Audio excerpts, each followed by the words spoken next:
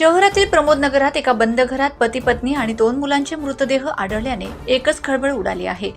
यातील मयत व्यक्तीने गळफास घेतला असून त्याची पत्नी आणि 2 मुलांचे मृतदेह जमिनीवर पडलेले होते।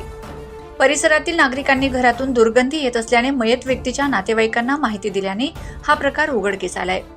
देवपूरमधील प्रमोद नगरमध्ये राहणारे प्रवीण मानसिंग गिरासे यांची पत्नी दीपा प्रवीण गिरासे व मुले मितेश गिरासे वय 13 आणि सोहम गिरासे वय 18 अशा 4 जणांचे मृतदेह सकाळी मिळून आलेत।